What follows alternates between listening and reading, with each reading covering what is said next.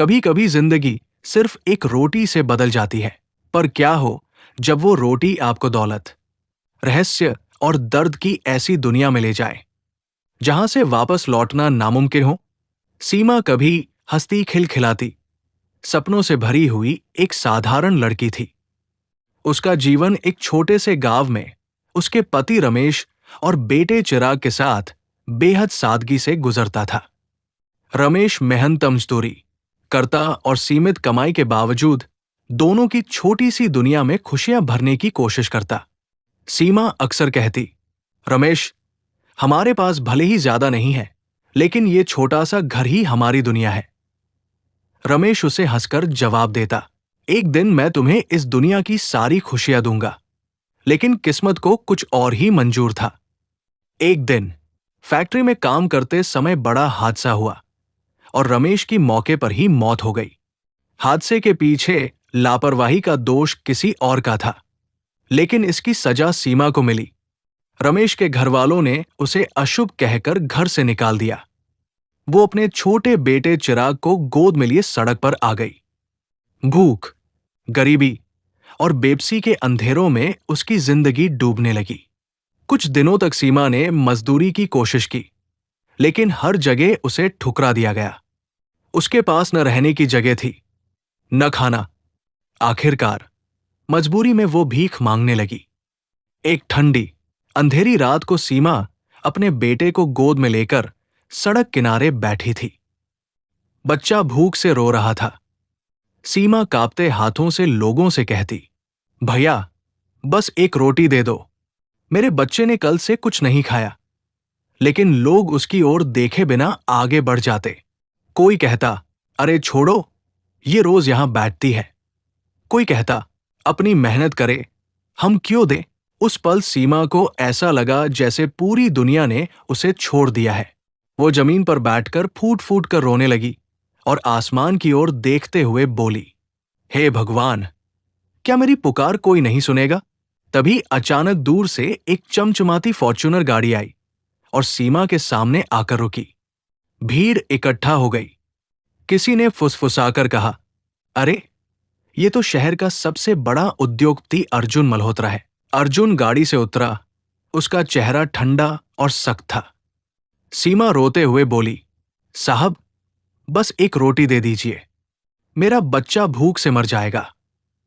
अर्जुन ने उसे ठंडी नजरों से देखा और कहा, तुम्हें सिर्फ रोटी चाहिए। सीमा हांफते हुए बोली, हां साहब, बस एक रोटी। अर्जुन बिना कुछ कहे गाड़ी में वापस गया। लोग सोचने लगे कि वो उसे भगा देगा, लेकिन जब अर्जुन लौटा, उसके हाथ में एक बड़ा थैला था। उसने वो थैला सीमा के सामने रख दिया। सीमा ने कांपते हाथों से थैला खोला और देखा कि अंदर सोने के गहने, नोटों की गड्डियां और एक घर की चाबी पड़ी थी। भीड़ हैरान रह गई। सीमा घबराकर पीछे हट गई और रोते हुए बोली, साहब, मुझे तो सिर्फ एक रोटी चाहिए थी। ये सब क्यों दे रहे हैं। अर्जुन की आंखों में एक अजीब चमक थी। वो धीरे से बोला, रोटी भी है और तुम्हारे लिए नई जिंदगी भी, लेकिन याद रखना, हर चीज की कीमत होती है। ये कहकर वो गाड़ी में बैठा और चला गया। उस रात सीमा सो नहीं सकी।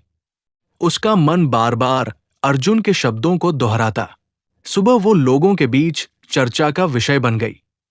कई लोग आए और बोले, अरे भाग्यशाली औरत, अब तू अमीर हो गई।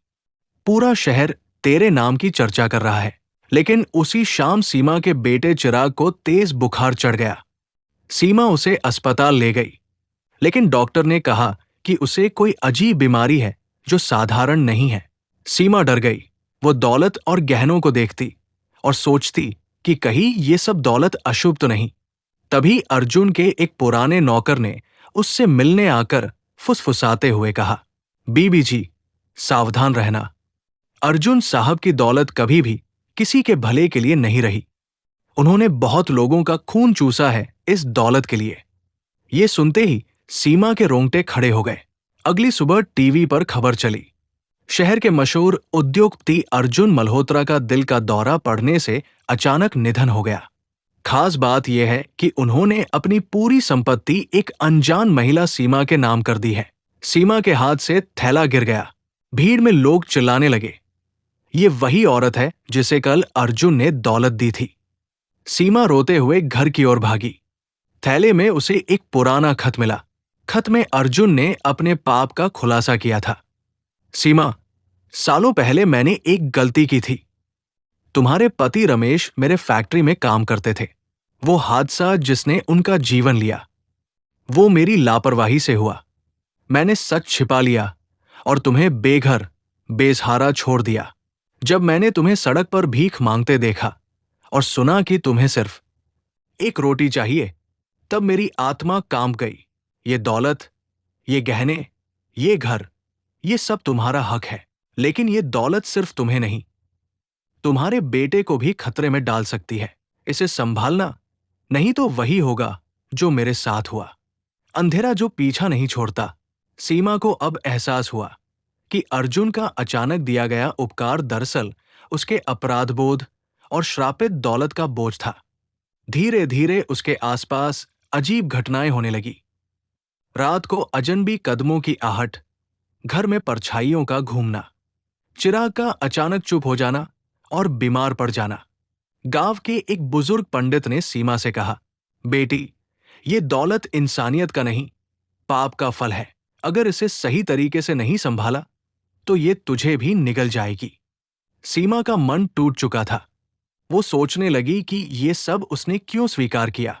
वो फूट फूट कर रोते हुए बोली, हे भगवान, मुझे तो सिर्फ एक रोटी चाहिए थी, ये सब क्यों दे दिया।